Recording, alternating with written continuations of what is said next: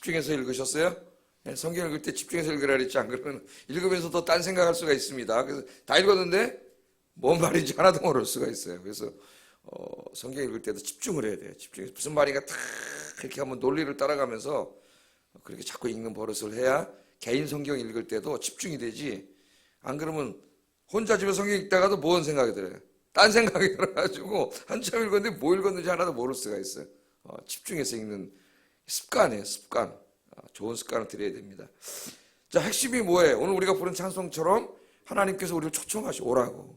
와서 좀 이야기 좀 하자. 에? 여기 변론하자. 그 말은 무슨 뭐 법정의 영혼이 뭐 비난하는 영혼이 뭐 여러 가지 말이 있는데 그런 건 아닌 것 같고요. 하나님이 와서 좀 이야기 좀 하자. 이야기 좀 하자. 이렇게 우리를 초청하셔요. 너희 죄가 아무리 많아도 내가 다 용서해 줄게. 간단히 말하면 그거잖아요.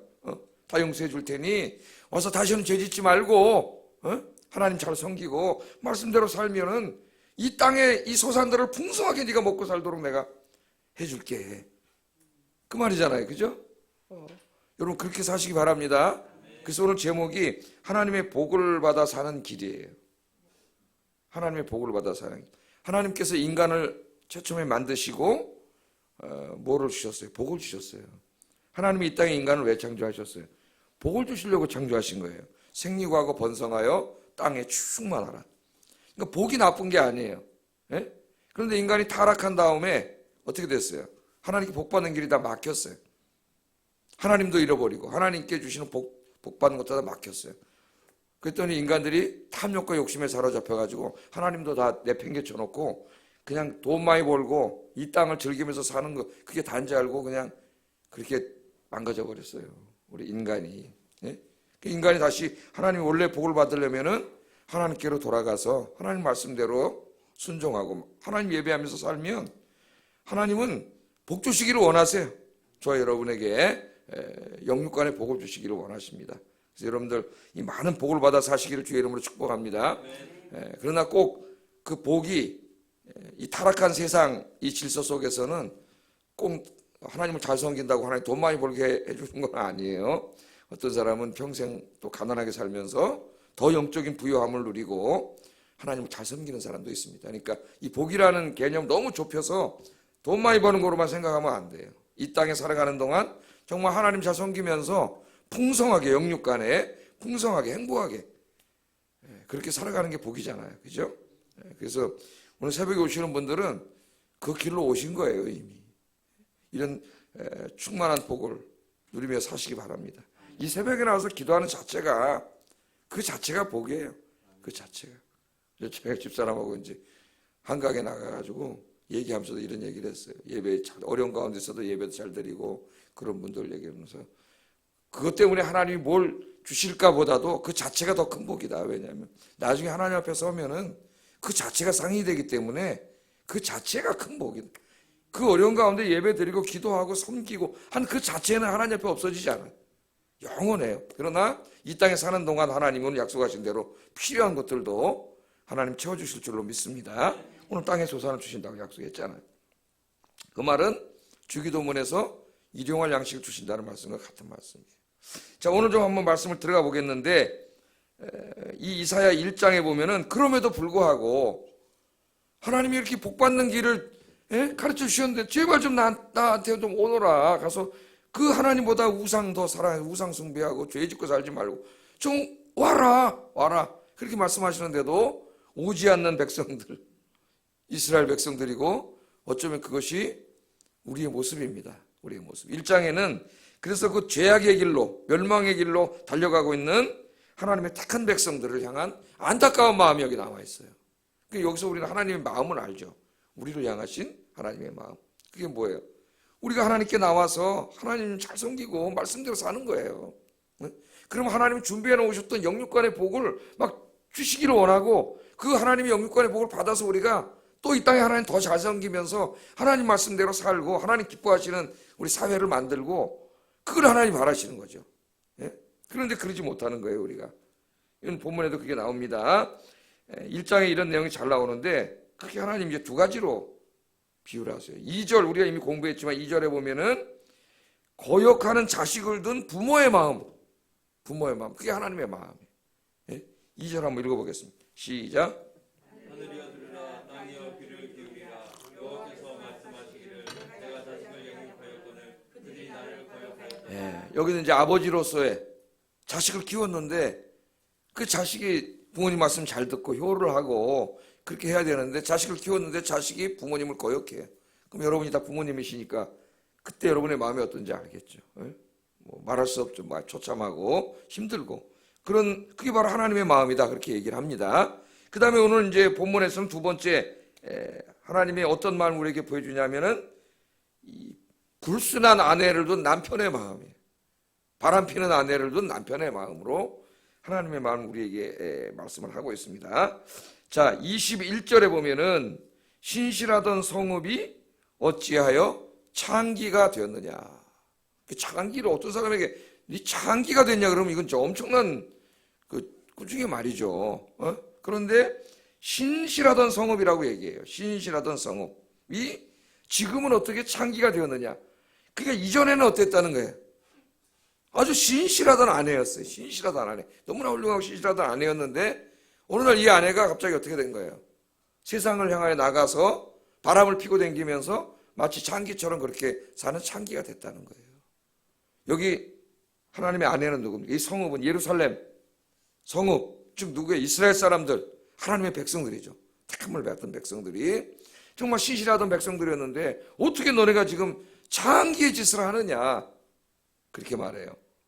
그러니까 늘 제가 이제 말씀을 드리는데 구약 성경을 이해할 때 하나님과 이스라엘 백성이 언약 관계를 맺어서 하나님과 이스라엘 간의 관계, 언약식을 맺었죠. 그래서 그 하나님 관계를 맺은 하나님과 이스라엘 백성들의 관계를 설명하기 위해서 여러 가지 은유를 사용한다 그랬죠.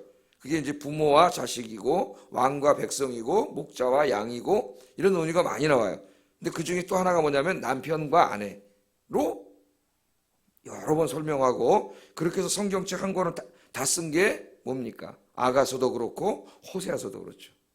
그러니까 남편과 아내와의 그 두 사이에 있는 관계와 하나님과 우리와의 영적인 관계가 매우 유사함을 보여주는 거예요. 거의 똑같아요. 아버지와 자식, 왕과 신하, 목자와 백성. 그럴 때마다 다 하나님과 우리 관계 독특성을 설명하는 하나의 메타포입니다. 그런데 아내와 남편일 때는 제일 중요한 게 뭐예요? 서로를 향한 신실함이죠. 신실함. 네? 같이 부인, 남편과 아내가 살면 신실해야 되잖아요. 서로에게. 한눈을 팔면 안 되잖아요. 서로에게 집중하고 사랑하고 진실해야 되고 신실해야 되죠. 이게. 네? 그러니까 하나님이 아내와 남편으로 우리 관계를 하나님과 설명할 때는 우리에게 뭘 하라는 거예요? 하나님은 우리에게 신실한 남편이에요. 그 신실한 남편으로서 하나님은 호세아서에 잘 나타나 있죠. 호세아를 통해서 아내가 그렇게 못된 짓을 하고 다니는데도 계속 용서하고 받아주고 같이 살고 그런 모습이죠. 근데 아내인 고멜은 어떻게 해요? 그렇게 사랑을 받고 삶에도 불구하고 또 용서를 받았음에도 불구하고 호세아가 어디 전도행만 가면 또 가서 그 술집에 가서 옛날에 하던 짓을 창기처럼 또 하고 그러잖아요. 근데 하나님 호세아한테가 데려오라 그랬잖아요. 데려다 살으라는 거예요. 그거 어떻게 살아요? 근데 하나님 데려와 살으라는 거예요. 그게 또 찾아가 보면 또 거기 가서 그러고 있는 거예요. 그럼 어떻게 해요? 데리고 올 때 하나님 호세아한테 뭐라 그러죠? 호세아서 읽어보면 네 마음이 내 마음이다.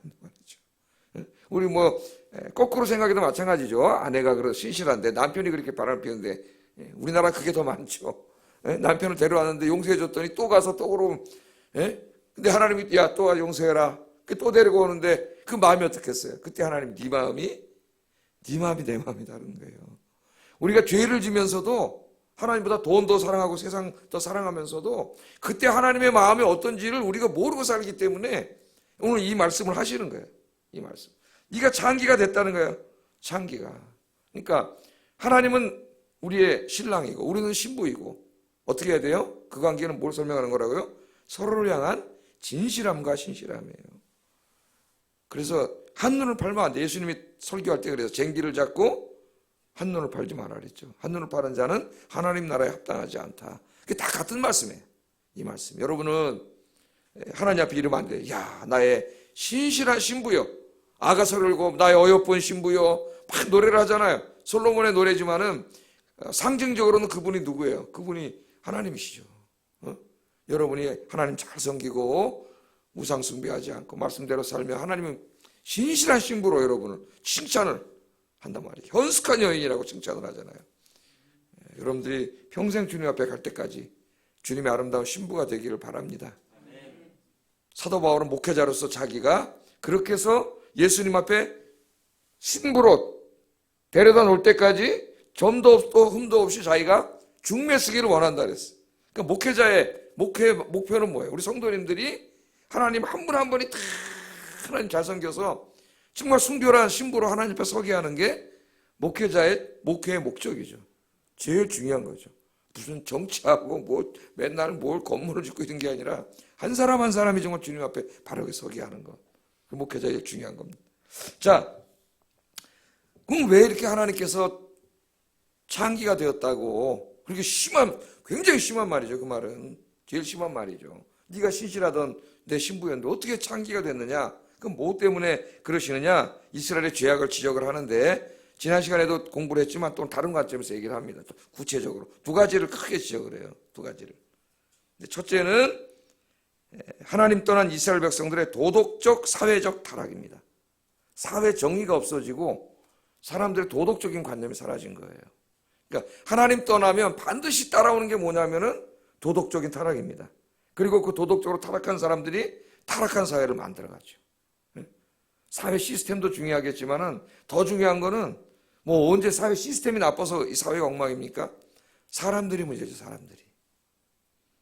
21절 한번 읽어보겠습니다.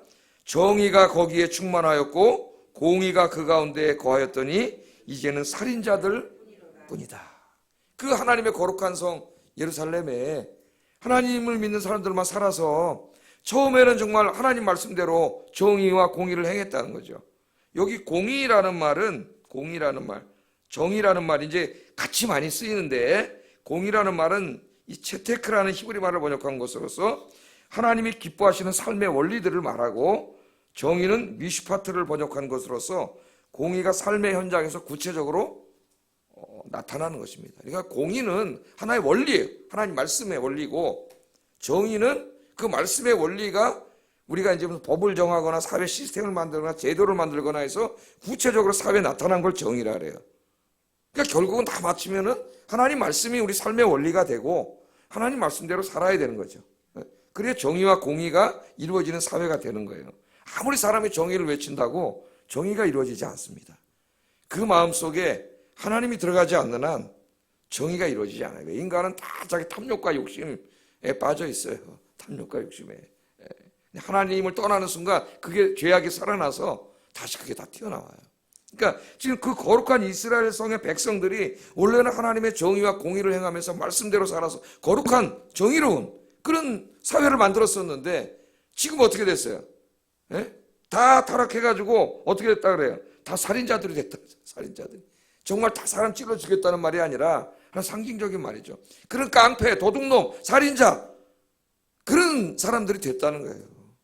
우리 주변에 있는 사람들이. 우리 인간 사회가 다 그렇지 않습니까? 지금? 그래서 어떤 사람이 일제시대 때 그 영화를 보니까 주인공이 그러더라고. 민나 도로모데스. 그런 말일까요? 다 도둑놈이다. 나만 도둑놈이냐? 누가 와서 비난을 하니까 나만 도둑놈이냐? 사실은 다 도둑놈이다. 민나 도로모데스. 기억이 나요. 우리 인간이. 그렇게 됐어요. 자, 그래서 그 결과를 보니까 그 다음에 뭐라 그래요? 22절에 네 은은 찌꺼기가 되고 네 포도주에는 물이 섞였다 그래요. 그 은은 이 당시 뭐의 상징? 가장 고상하고 순수한 것의 깨끗한 것의 상징. 그 은을 재련할 때는 그 은에 막 이렇게 찌꺼기가 많이 묻는다 그래요. 그래서 찌꺼기를 다 이제 긁어내면은 진짜 순수한 아주 깨끗하고 순수한 은이 나오고 찌꺼기는 완전히 쓸데없는 거죠. 은에서 긁어낸 찌꺼기. 예? 그 다음에 여기 포도주는 아주 극상품 포도주였는데 이스라엘은 이제 그 포도주가 곧 음료잖아요. 그게. 극상품이라고 이제 좋은 포도를 만들었다고 그래서 사람들이 이제 비싼 돈 주고 사는데 나쁜 놈들이 거기다 어떻게 해요? 물을 잔뜩 쳐넣어가지고 이제 희석시켜서 속이는 거죠. 그러니까 정말 값어치 있는 그런 하나님 앞에 존귀한 자들이었는데 물 섞은 포도주처럼 됐다.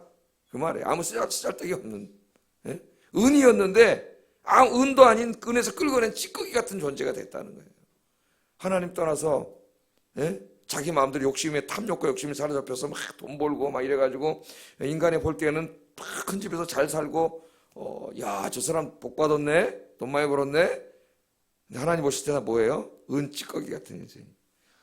포도주에다 물 잔뜩 집어넣어 아무 쓸모 없고 불순물이 잔뜩 생기고 깨끗하지 못한 그런 인생이 되었다. 그래서 네가 창기가 됐다. 네 도둑놈이 됐고 살인자가 됐구나. 여기가 하나님 말씀대로 다 거룩하고 의롭게 살고 정직하게 살아야 되는데 도둑놈 속으로 됐다는 거예요. 근데 그 사람들이 누구예요? 다 지금으로 말하면 교회 다니는 사람들이라 이거예요. 교회 다니서 지금은 어떨까요, 여러분? 교회 안에 많은 사람들이 와서 주일날 예배를 드리지만 별반 다르지 않다. 별반 다르지 않다. 근데 두 번째는 그러면 이제 그 사회가 그렇게 불의하고 타락하면은 하나님이 그런 것들을 바로잡으라고 누구를 세워놨어요? 통치자들을 세워놨죠. 통치자, 관리들, 재판관, 억울한 사람들 다 그 억울함 풀어주라고 하나님 대신해서. 그런데 오늘 말씀해 보니까 그들은 더 타락했어요. 23절 읽어보겠습니다. 시작. 내 고관들은 폐역하여 교주가 짝하며 나 뇌물을 사랑하며 예물을 구하며 고아를 위해 신원하지 아니하며 과부의 송사를 수리하지 아니하는도다. 그런 사회에서 제일 어려운 사람이 과부와 고아하자. 억울한 일 당하잖아요. 힘 있는 사람들이랑 뺏어가. 다 도둑놈 살인자가 됐다는데 저기 보니까 땅이 있네? 저것도 갖고 싶네? 뺏어오는 거죠. 그 대표적인 게 나봇의 포도원. 저는 그냥 왕이잖아요. 온 땅이 다 지 건데 그 나봇이라는 가난한 사람이 갖고 있는 조그만 포도원, 그게 또 탐이 나가지고 그걸 뺏으려고 그걸 못 뺏어갖고 그걸 앓고 있으니까 그 마누라 이세벨이 와가지고 아니 왕이요, 당신이 이 나라 왕인데 아니 못할 게 없는데 명령만 내리면 되는데 왜 그러고 있냐. 아이고 저 나봇의 포도원이 저긴데 저걸 갖고 싶다. 바보 같은 아합이잖아요. 그러니까 이세벨은 이해할지 못해요. 그 말을. 왜? 자기 나라 시돈에서는 왕이면 뺏어오면 돼. 근데 이스라엘에서는 못해. 왜? 하나님의 말씀에 금지되어 있어요. 하나님 주신 땅 왕이라도 가져갈 수가 없어. 그러니까 일말의 양심이 있던 아합은 뺏지는 못해요. 이세벨은 이해하지 못해. 자기 나라는 왕이 맘먹으면 다 하기 때문에, 타락한 나라에. 그래서 나봇을 죽이고 뺏어주잖아요. 이제 그렇게 됐다는 거예요. 다 그걸 한 단적으로 생각을 해보세요. 여기 고관들이 억울한 일 당한 사람, 힘 있고 권력 있는 자가 고아 과부의 땅을 뺏고 억울하게 하면은 그걸 누가 들어줘야 돼? 재판관들이 서서 재판을 내려가지고 혼내줘야 되는데 이 다 어떻게 됐어요? 도둑놈들과 짜 친구가 돼가지고 뒤에서는 다 돈 받아먹고 뇌물로 받아먹고 짝짝구냐 하고 재판하는 척 하면서 거짓 증인 세워가지고 더 억울한 일 당하게 하고 억울한 사람들, 가난한 사람들 호소할 데가 없어요.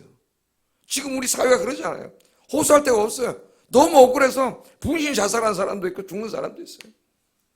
그러나 그걸로 끝나지 않습니다, 여러분. 누가 보고 계세요? 하나님 다 보고 계세요.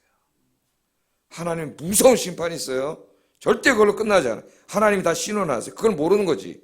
하나님 없다고 생각하니까. 하나님 다 보고 계신데. 오늘 이 하나님 믿는 사람들이 이렇게 됐다니까 하나님 마음이 얼마나 아파요. 그런 결과가 뭡니까? 24절.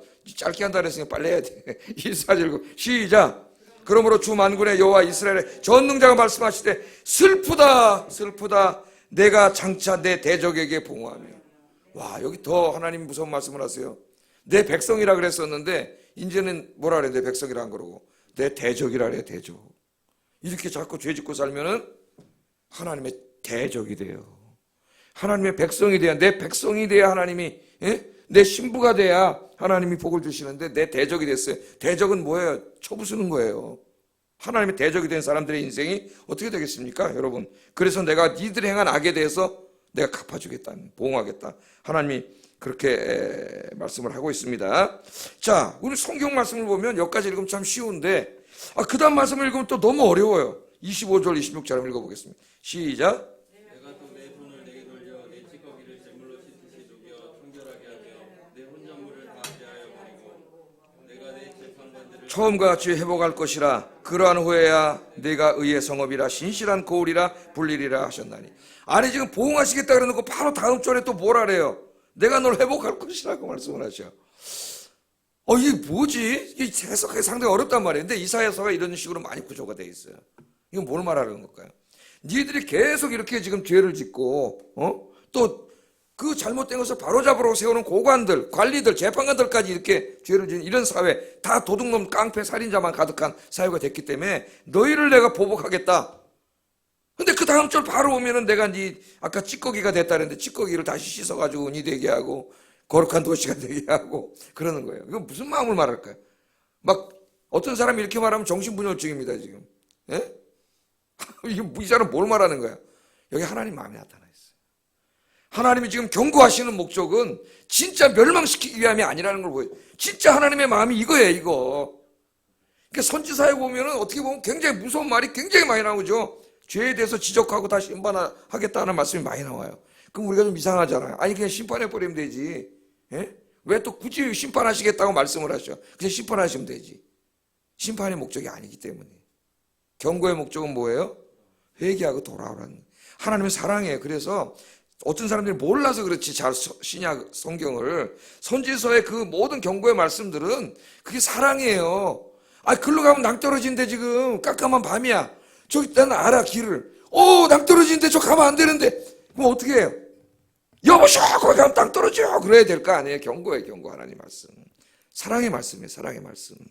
하나님의 마음은 이거예요. 찌꺼기같이 된 인생을 다시 은과같이 만들고 물 섞인 포도주를 다시 가치 있는 인생으로 만들고 타락한 고관들을 다시 다 바로잡아서 하나님 앞에 신실하고 깨끗한 성업을 만드는 그게 하나님의 마음이에요. 예? 그게 아버지의 마음이고 남편의 마음이잖아요. 잘되게 부모가 자식을 혼낼 때 잘되라고 혼내는 거지 때리는 게 목적인 부모가 어디 있습니까? 그건 부모가 아니죠. 예? 잘되라고 하는 거죠. 잘되라고. 여기 하나님의 마음이 잘 나타나 있어요. 그래서 27절 읽어봅니다. 시작. 정의로 구속함을 받고 그 돌아온 자들은 공의로 구속함을 받으리라. 이게 하나님 마음이 돌아오라는 거예요. 돌아와서 회개하고 다시 하나님의 말씀대로 정의롭고 공의로운 삶을 개인적으로도 살고 그런 사회를 만들어라. 그렇게 만드는 거예요. 그러나 28절에 끝까지 하나님 말씀 거역한 자들이 있어요. 읽어보겠습니다. 시작.